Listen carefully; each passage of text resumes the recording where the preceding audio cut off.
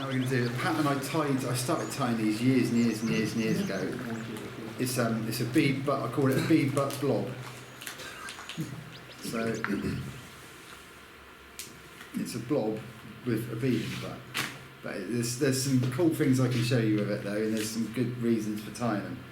So this is a size 8. It's a grip. It's an egg fly, a grip hook. It's a sort of Kamasan B160 equivalent, but these are nicer, I think. So it's a size 8. It's a short shank hook. So it's got basically it's got a size 8 gape with a size 10 shank. So it's a short.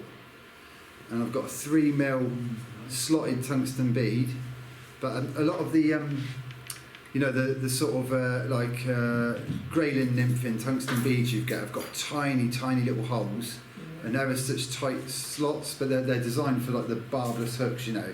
This is an old like Vineyard 3mm tungsten bead, so it's got a nice big hole and a nice big slot on it, but it's still it's a 3.3mm bead, so it's going to sink like a brick. So you can get blobs called egg-laying blobs, where they've basically got a bead sort of tied in at the back, floating around. But I always think that's an accident waiting to happen. You know, it can snap off or whatever.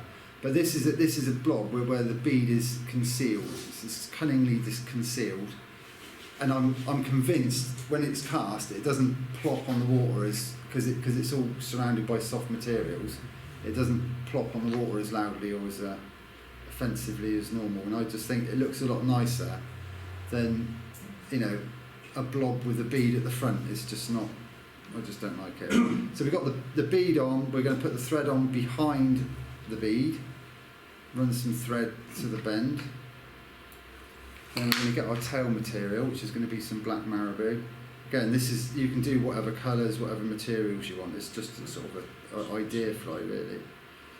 So I'm going to get a nice big clump of marabou, same as before, peel it off the stem.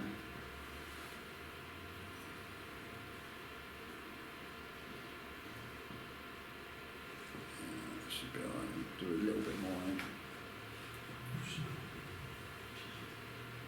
And the amazing thing about this fly, when you've got a blob with a long tail, because you've got a material, a fat-bodied material at the front, what you get is a high water pressure build up at the front. Because it's pushing so much water, you get a lot of high water pressure at the front, which means you get a massive low pressure drop behind the fly. So the tail goes, you know, it makes the tail go mental because it's in such low water pressure. You tie it and try it, just pull around the margins, the tail just goes nuts. So we got our marabou. So this time, I've literally just got the tiniest little area. We've just got to tie it in by a tiny amount of marabou on the back. So I'm just going to tease out a load of material just right on the tip of the marabou this time.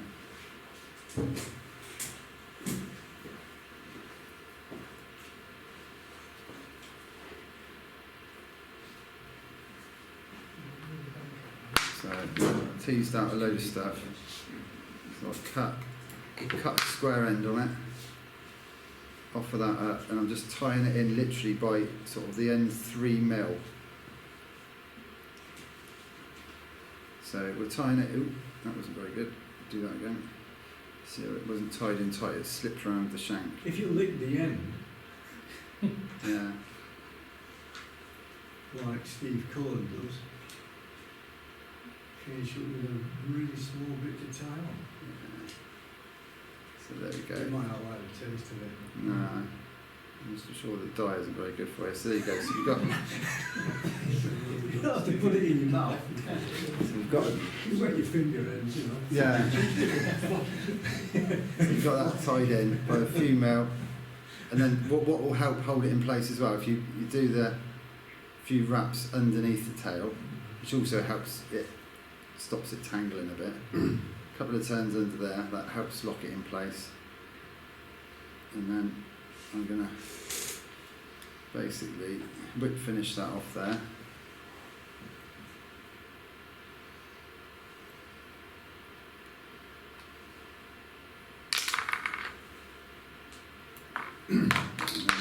bit of varnish on it, a bit of Benedici on the thread wraps.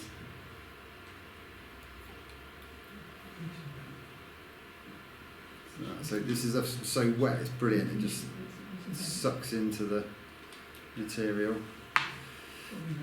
So now we can slide the bead over all the thread wraps. And then back on with the thread again. So do you rate Benedici over Horace nails now? I use, for normal fly tying and doing heads, that's brilliant because that sucks in. But if you want an actual varnish, like for coating buzzers or whatever, that Veniard brush coat's really nice for a varnish. That's more like a head cement, just for finishing off for sealing, and because that soaks in, that sits on top. Yeah. So if you want to stick to the shank of the hook kind of thing, you use the Benedici. Yeah. Yeah. I don't think it, I don't like using glues and that as such, it's not, tying skill should be what makes things stay together, not glue, he says, but I have got one pattern with super glue in it, but never mind. So now we're going to get a bit of fritz. So like I said to the gentleman earlier, they're tightened by the right end, so you're looking for the nap of the material, so all the fibres, like a Christmas tree, will brush downwards, so then this will be the end you'll want to tie in.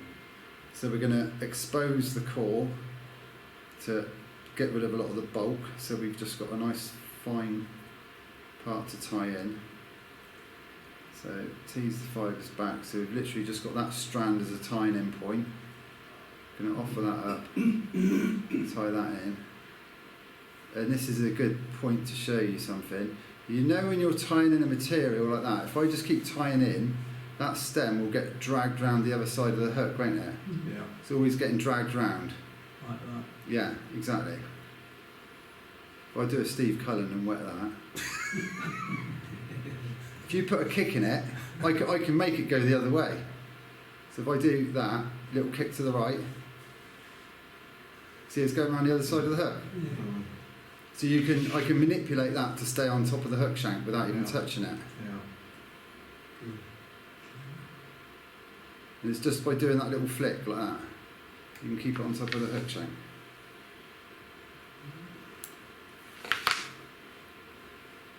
So this is going to be, it's obviously a black UV thingy. So now, sort of dampen it, tease the fibres back.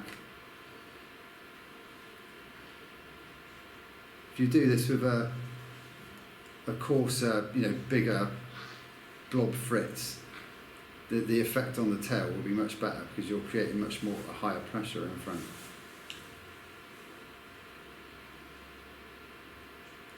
Is that a 15mm blob? Yeah, it's a FNF one, so it's a bit sort of more subtle. Subtle if you can be subtle with fritz, but. It's got a subtle tail at the moment. That's a bit. But I know, well, it's a blob's a blob, but I really can't stand blobs with bead heads on them. So this is, it weighs, it's going to sink like a brick, but it looks a lot neater and tidier than a. So if you wiggle, I'll show you that. So when I come to my last turn of the fritz, hold it up against the hook shank, upwards like I always do, bring the thread, wiggle the thread up through the thing, and then you can bend the fritz back and it opens up a gap in the fibres, and then you can wiggle your thread. What you don't want to be doing is trapping and flattening loads of fibres in your head. So you're just wiggling through. And get a few turns in front, try and tease any stray fibres into the head. Trim off, just use your scissor tips, probably not a good idea to use your best scissors on fritz.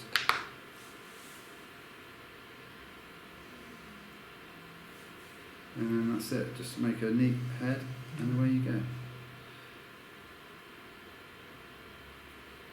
So Yeah, I caught so many fish on these. I've tied these for years.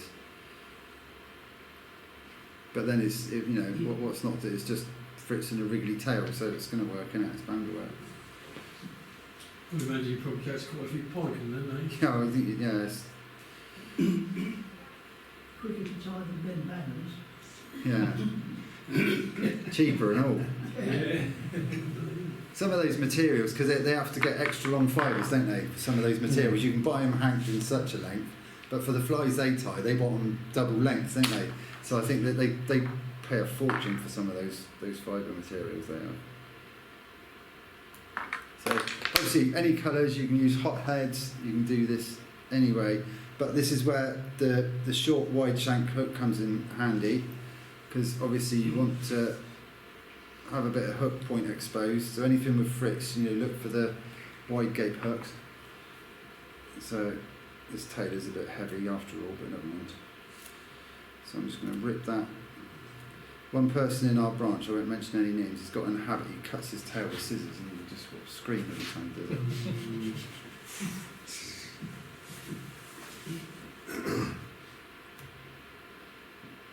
So, the tail is a bit heavy. But so there you go. So it just looks like a long-tailed blob, but it's got 3.5mm tungsten bead in it.